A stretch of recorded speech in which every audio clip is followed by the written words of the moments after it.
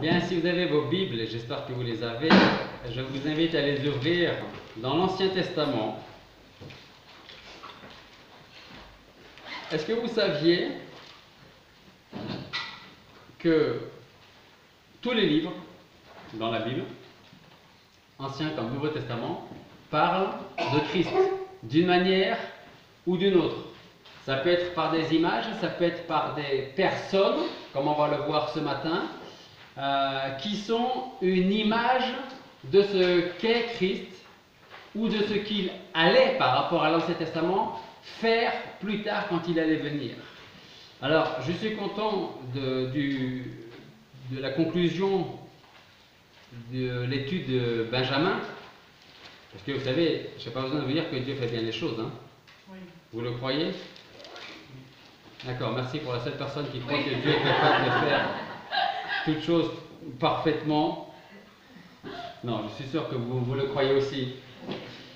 Et c'est vrai que pendant plusieurs semaines, Benjamin a apporté des études sur les 10 commandements. Et si en effet, effectivement, nous devions subir, comme il a dit, le châtiment à chaque fois que nous transgressons un des commandements, eh bien, il y a longtemps qu'on ne serait plus là, il y a longtemps que cette église n'existerait plus, peut-être même pas du tout. Parce que nous sommes tout simplement incapables de mettre en pratique, de suivre parfaitement les commandements de Dieu. Mais dans la conclusion qu'il a portée ce matin, il a dit, d'un côté vous avez la loi qui nous dit, voilà, nous sommes tous responsables, coupables et donc pas innocents. Et le coupable doit recevoir le fruit de sa culpabilité. Mais, comme on l'a lu en Actes chapitre 4, verset 12, il n'y a sous le ciel aucun autre nom que celui de Jésus-Christ. Donc, c'est pour vous dire que lorsque Dieu donna les commandements à Moïse pour le donner ensuite au peuple et ensuite à nous, Dieu savait déjà à l'avance que nous serions incapables de suivre ces commandements et de les mettre en pratique, même avec la meilleure volonté du monde. Donc Dieu savait aussi qu'il faudrait non pas un plan B, parce que Dieu n'est pas pris au dépourvu. Enlevez bien de votre esprit cette idée peut-être que, voilà, moi Dieu, je donne mes commandements et j'espère qu'ils vont les suivre. Je les ai donnés et en fin de compte, ils n'arrivent pas à les suivre. Donc qu'est-ce que je vais faire maintenant? Ça, c'est pas Dieu. Ça, c'est nous. D'accord? Dieu a dit, je vais donner mes commandements parce qu'ils ont besoin, l'homme a besoin des commandements pour marcher droit, pour vivre droit. S'il n'y a pas de commandement, chacun fait ce qu'il veut. D'accord? Et en même temps, Dieu savait qu'il allait devoir pourvoir à notre substitut qui est Jésus-Christ. Donc le message de ce matin s'appelle Dieu pourvoira. Genèse chapitre 22. Genèse chapitre 22, on va lire les 14 premiers versets. Il arriva après ces choses que Dieu éprouva Abraham et lui dit, Abraham, et il répondit, me voici. Et lui dit, prends ton fils, ton unique, celui que tu aimes, Isaac, et va-t'en au pays de Morija, et là offre-le en holocauste sur une des montagnes que je te dirai. Et Abraham se leva de bon matin, bâta son âne, prit 2 de ses serviteurs avec lui, et Isaac son fils, il fendit du bois pour l'holocauste, puis il partit, s'en alla vers le lieu que Dieu lui avait dit. Le 3e jour, Abraham, levant les yeux, vit le lieu de loin, et Abraham dit à ses serviteurs, demeurez ici avec l'âne, moi et l'enfant, nous irons jusque-là et nous adorerons, puis nous reviendrons vers vous. Et Abraham prit le bois de l'holocauste et le mit sur Isaac son fils, puis il prit dans sa main le feu, le couteau, et ils s'en allèrent tous deux ensemble. Alors Isaac parla à Abraham, à son père, et il dit, mon père. Abraham répondit, me voici mon fils. Et il dit, voici le feu et le bois, mais où est l'agneau pour l'holocauste? Abraham répondit, mon fils, Dieu pourvoira lui-même de l'agneau pour l'holocauste. Et ils marchèrent tous deux ensemble. Et ils vinrent au lieu que Dieu lui avait dit. Et Abraham y bâtit l'autel et rangea le bois, et il lia Isaac son fils et le mit sur l'autel par-dessus le bois. Puis Abraham étendit la main et prit le couteau pour égorger son fils. Mais l'ange de l'Éternel lui cria des cieux et il dit, Abraham, Abraham. Et il répondit, me voici. Et il dit, ne porte pas ta main sur l'enfant et ne lui fais rien, car maintenant je sais que tu crains Dieu, puisque tu ne m'as pas refusé ton fils, ton unique. Et Abraham leva les yeux et regarda, et voici derrière lui un bélier retenu dans un buisson par les cornes. Alors Abraham alla prendre le bélier et l'offrit en holocauste à la place de son fils. Et Abraham appela ce Dieu Jéhovah Jireh, qui veut dire l'Éternel y pourvoira. De sorte qu'on dit aujourd'hui, sur la montagne de l'Éternel, et il y sera pourvu. Prions. Père Céleste, nous voulons te remercier parce que dès à présent, nous allons pouvoir voir une fois de plus dans ta parole que tu n'es jamais pris au dépourvu. Et que depuis toute éternité, tu avais ce plan de grâce, de donner ton Fils Jésus-Christ parce que nous étions incapables de suivre ta parole, tes commandements. Et nous étions tout simplement pécheurs sans aucun désir de vouloir nous tourner vers toi. Mais dans l'histoire de l'humanité, tu as décidé en temps et en heure quand devait venir notre Seigneur Jésus-Christ, ton Fils, ton unique, ton bien-aimé.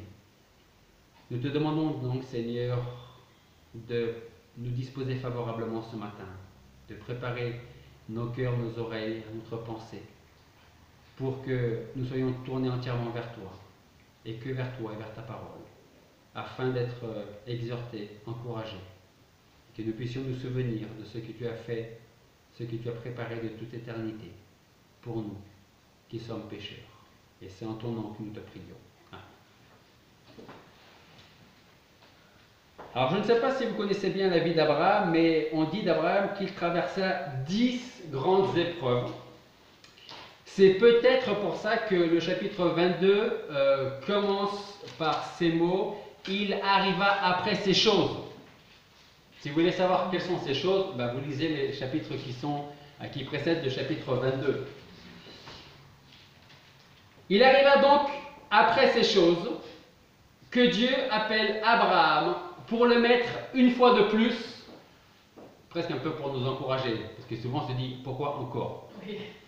Là, Dieu appelle une fois de plus Abraham pour le mettre une fois de plus à l'épreuve, mais pas n'importe quelle épreuve. Parce que partir de son pays pour partir dans un autre où on ne connaît pas, ça peut être difficile, moins quand on est jeune, plus quand on est âgé.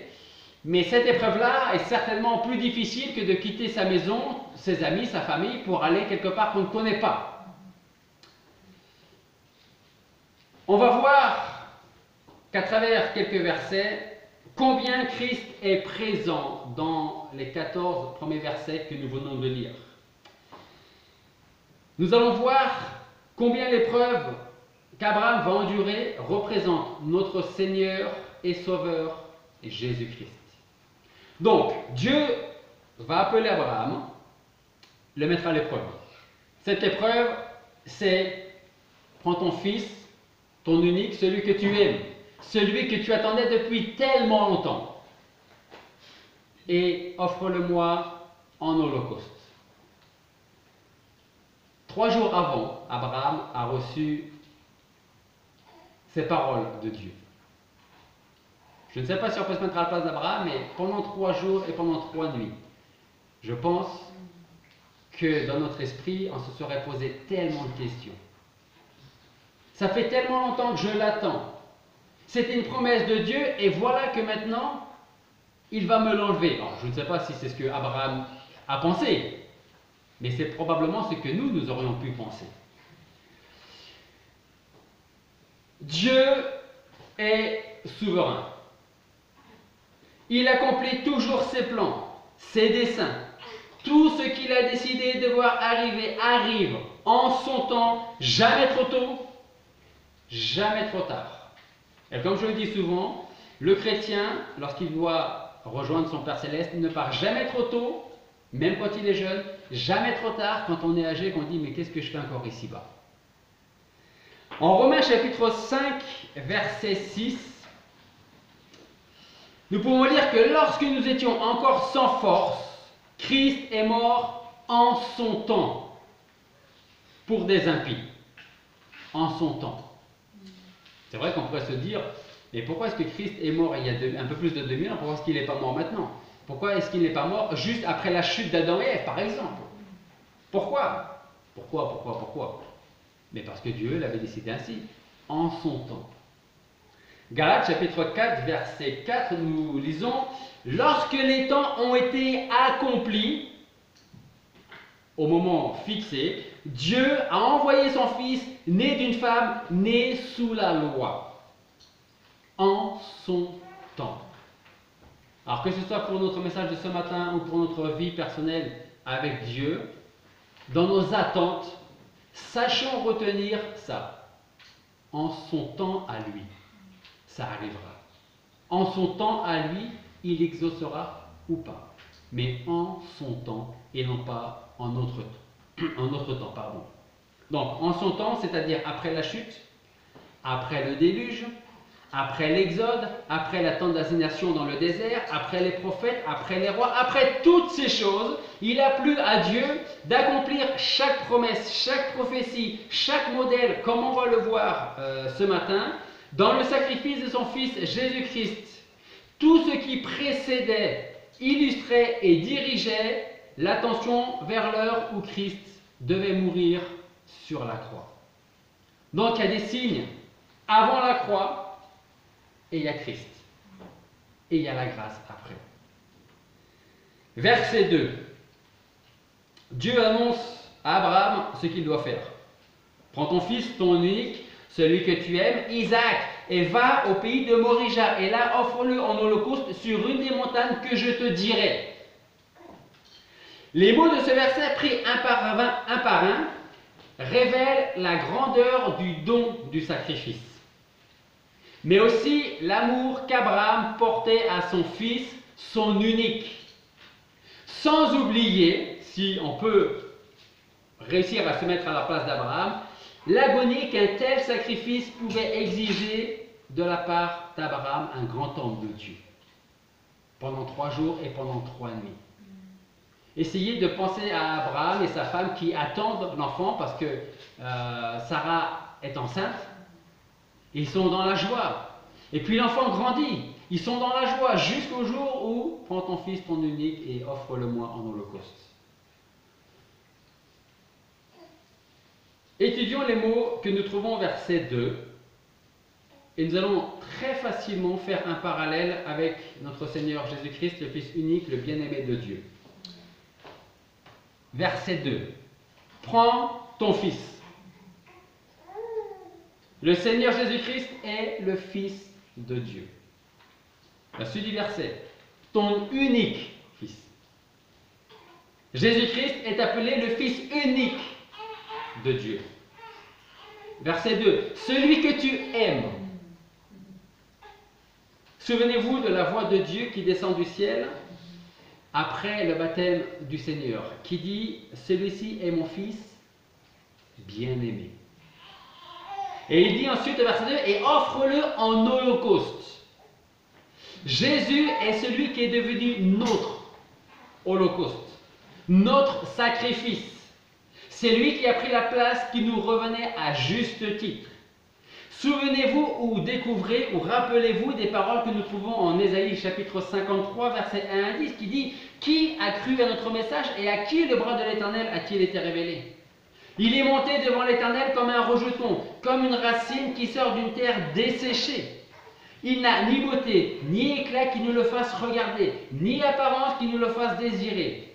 Méprisé, délaissé des hommes, homme de douleur, connaissant la souffrance, comme un homme devant qui on se couvre le visage, si méprisé que nous n'en faisions aucun cas. Cependant, il a porté nos maladies, il s'est chargé de nos douleurs, et nous pensions qu'il était frappé de Dieu, battu et affligé. Mais il était meurtri pour nos péchés, frappé pour nos iniquités. Le châtiment qui nous apporte la paix est tombé sur lui, et par sa meurtrissure, nous avons la guérison. Ensuite, nous continuons en disant « Nous étions tous errants comme des brebis. Chacun suivait son propre chemin. Et l'Éternel a fait venir sur lui l'iniquité de nous tous. Il est maltraité, affligé. Il n'ouvre pas la bouche comme un agneau mené à la boucherie, comme une brebis muette devant celui qui l'attend. Il n'ouvre point la bouche. Il a été retiré de l'angoisse et de la condamnation, et qui dira sa durée? car il a été retranché de la terre des vivants. Il a été frappé pour le péché de mon peuple. On lui avait assigné sa sépulture avec les méchants, et dans sa mort, il a été avec le riche, car il n'a point fait d'injustice, il n'y a point eu de fraude dans sa bouche. Or, il a plu à l'Éternel de le frapper, il l'a mis dans la souffrance. Après avoir offert sa vie en sacrifice pour le péché, il se verra de la postérité. Il prolongera ses jours et le bon plaisir de l'Éternel prospérera dans ses mains. Alors si Isaac est une image de Jésus-Christ, il n'en est rien de son sacrifice. Isaac n'est pas mort sacrifié. Mais admettons qu'il ait été sacrifié. Est-ce que vous pensez que son sacrifice, sa mort, aurait sauvé les pécheurs? La réponse, bien sûr, est non. Parce que Isaac était lui aussi pécheur. Et un pécheur ne peut sauver personne. Déjà, il ne peut pas se sauver lui-même. Il ne peut pas sauver les autres. Son sacrifice n'aurait sauvé personne, contrairement à celui de notre Seigneur Jésus-Christ. Puis si on regarde les versets 3 et 4, dans lesquels nous pouvons imaginer tout ce qui se passe dans l'esprit d'Abraham, durant 3 jours, il a eu le temps de réfléchir à ce sacrifice que Dieu lui demande d'accomplir. Que ce soit durant la journée, durant la nuit. Je suis certain que ce fardeau devait peser lourd sur le cœur de cet homme de Dieu. Mais est-ce que sa foi a faibli? Non, et on va le voir plus tard dans notre passage. Quand Dieu nous demande de faire des sacrifices, et là, chacun peut penser aux sacrifices que Dieu peut lui demander de faire. Comment réagissons-nous? Est-ce que notre foi est affaiblie? Est-ce que notre foi, au contraire, est renforcée? Quand on pense à notre Père éternel, il n'a pas décidé d'offrir son Fils 3 jours avant. Il n'a pas décidé en se disant, bon, les commandements, ça ne marche pas, il va falloir qu'on fasse quelque chose. Toi, mon fils, tu iras donner ta vie pour ces pécheurs. C'est pas comme ça que ça a fonctionné. C'est pas 3 jours avant, c'est pas 3 mois avant, c'est pas 3 ans, c'est pas 3 siècles avant. Dieu avait décidé de toute éternité, dès avant la fondation du monde, ce qui devait arriver. En Éphésiens chapitre 1, versets 3 et 4, nous lisons « Béni soit Dieu, le Père de notre Seigneur Jésus-Christ, qui nous a bénis de toutes sortes de bénédictions spirituelles dans les lieux célestes par Christ, selon qu'il nous a élus en lui avant la fondation du monde, afin que nous soyons saints, irrépréhensibles devant lui par la charité. » Pensez un moment à cet amour et à cette grâce, sans oublier les promesses sûres et certaines que nous avons en Jésus-Christ. Et vous savez ce qui est le plus remarquable? C'est que rien n'a changé dans les promesses de Dieu.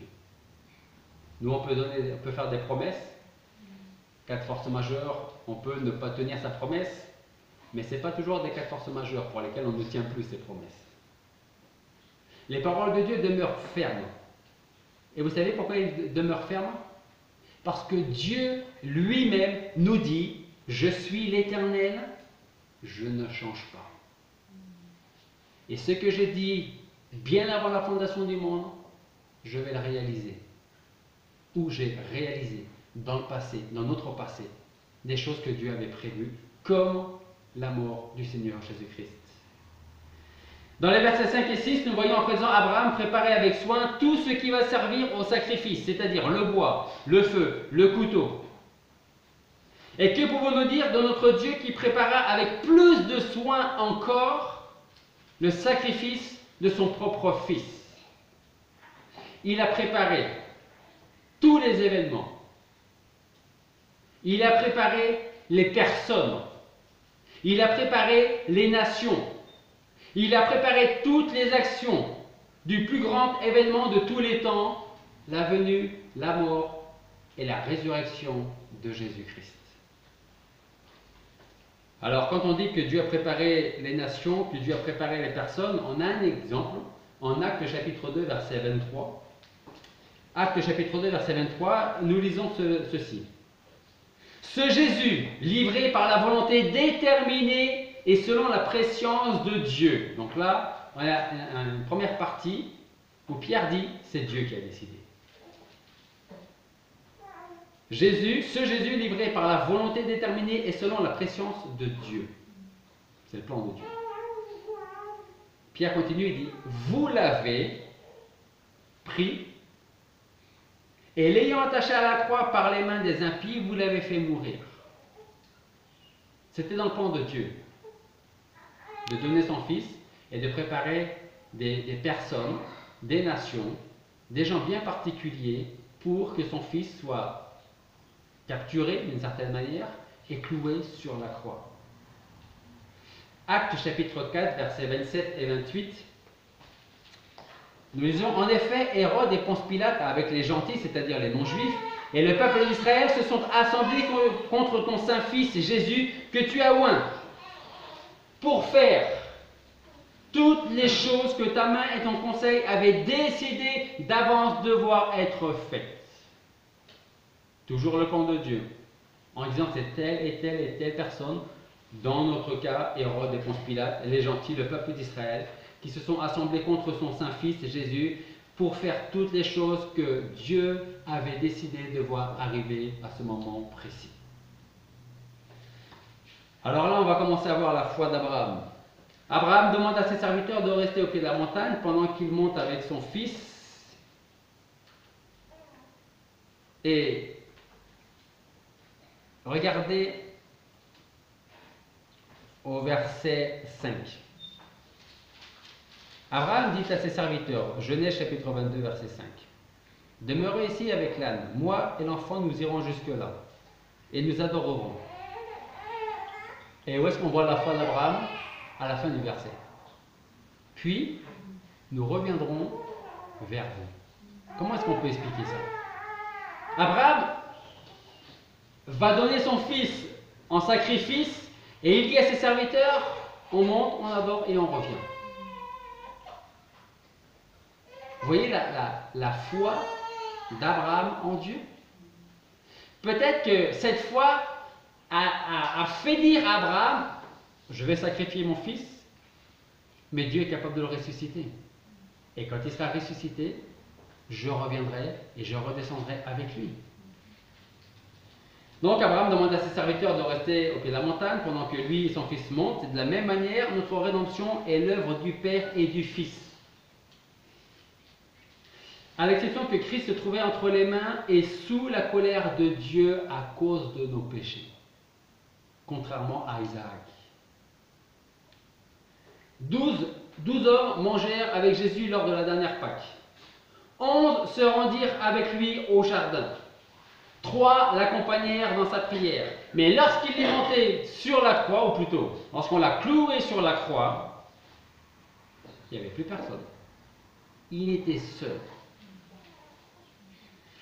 Abraham se charge du bois, il le met sur Isaac, tout comme Jésus a pris sa croix pour monter sur le mont Golgotha. Versets 7 et 8. Alors le Père et le Fils montent les pentes de la montagne et Isaac se pose une question, à juste titre. Il dit, voici le feu, il y a le bois, mais où est l'agneau pour l'Holocauste? Alors je ne sais pas ce qui est passé à ce moment-là pendant quelques secondes dans l'esprit d'Abraham, mais Dieu est saint. Ça c'est ce qu'Abraham sait, et c'est ce que nous devons savoir et garder en mémoire. Dieu est saint, juste et équitable. L'homme quant à lui est pécheur, coupable et mauvais, ce qui veut dire que pour Isaac, l'homme ne peut pas par ses œuvres ou ses mérites être réconcilié avec Dieu. Il sait que sans effusion de sang, il n'y a pas de pardon des péchés. Voilà pourquoi Isaac demande à Abraham où se trouve l'agneau pour l'Holocauste. Et quelle est la réponse d'Abraham? Dieu se pourvoira lui-même de l'agneau pour l'Holocauste. Voilà pourquoi Abraham a appelé ce lieu Jéhovah Jireh, qui veut dire l'Éternel y pourvoira. Et ça, c'est le fruit de la foi d'Abraham, d'Isaac, et ça devrait être également le fruit pour notre vie, pour notre foi. Parce que parfois, eh bien, peut-être que Dieu va nous demander de quitter, c'est une image, hein, de quitter notre confort pour quelque chose qui, à nos yeux, semble être moins confortable. Mais en gardant la foi. Parce que Dieu pourvoira. Ces paroles tiennent, Jéhovah Jireh, lieu d'une promesse qui sera réalisée quelques siècles plus tard par Jésus-Christ. Premièrement, le Seigneur se pourvoit lui-même comme étant l'agneau. Parce que notre Seigneur est l'agneau de Dieu. Deuxièmement, le Seigneur se pourvoira pour lui-même un agneau. L'Éternel est celui qui a été offensé et à qui et pour qui le sang a été versé, afin qu'il soit à la fois juste et celui qui justifie. C'est d'ailleurs ce que nous lisons en Romains chapitre 3, versets 23 à 26.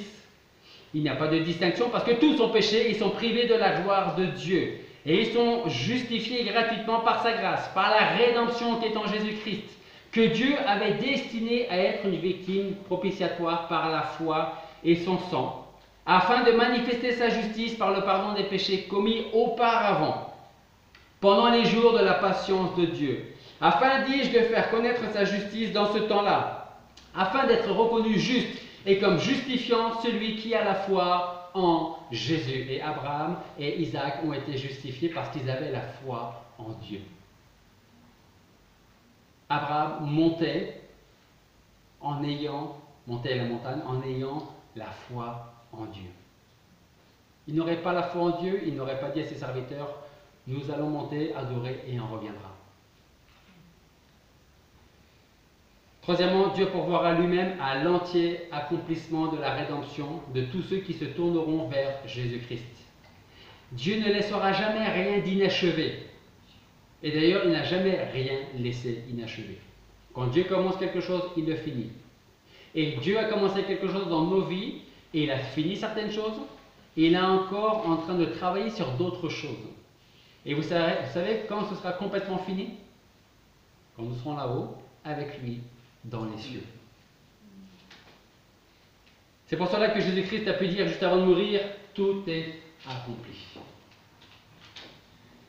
Puis au verset 9, nous pouvons voir Isaac n'a pas cherché à combattre la volonté de son père Abraham. Isaac aurait pu dire, mais père, tu m'as dit que Dieu allait pourvoir, et c'est moi que tu es en train d'installer sur l'autel pour le sacrifice. Il n'a pas été à l'encontre de ça. Tout comme Jésus n'a pas été combattre la volonté de son Père. Jésus a accepté la mission pour laquelle il est venu, c'est-à-dire donner sa vie pour des pécheurs comme nous. Et puis dans les versets 10 à 14, prend fin l'image de Christ en Isaac. Parce que Isaac est descendu de l'autel. Et Abraham y a mis le bélier à la place. Avant c'était Isaac, l'image de Christ, maintenant c'est le bélier qui est l'image de Christ. Isaac était une image de Christ, ensuite c'était le bélier. Et à ce moment-là, Isaac est devenu une image de qui? De nous, du pécheur repentant.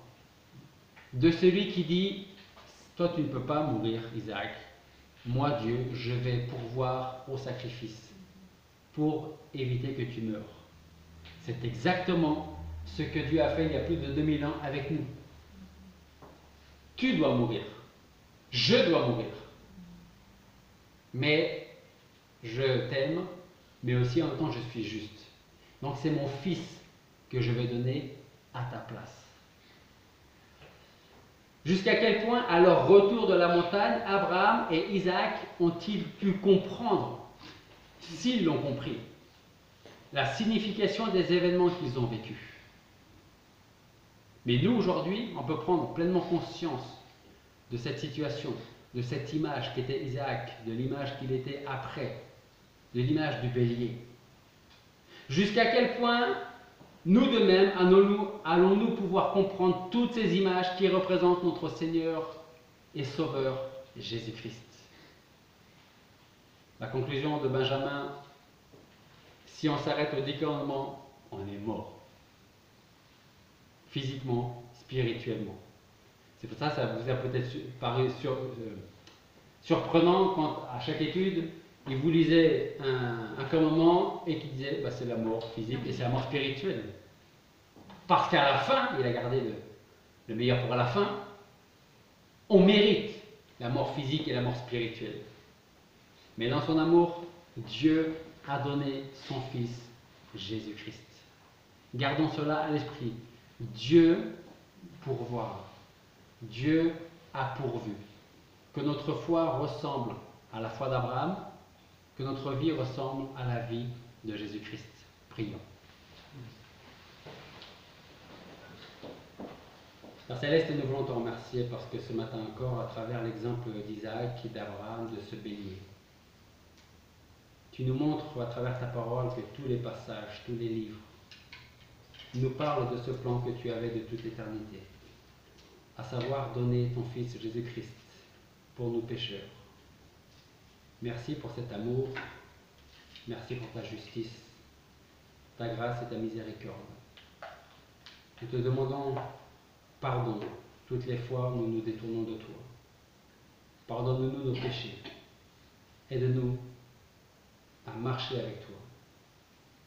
Fais progresser notre foi, fais-la grandir. Fais-nous grandir en tant qu'Église, dans notre témoignage et dans tout ce que nous devons faire pour toi.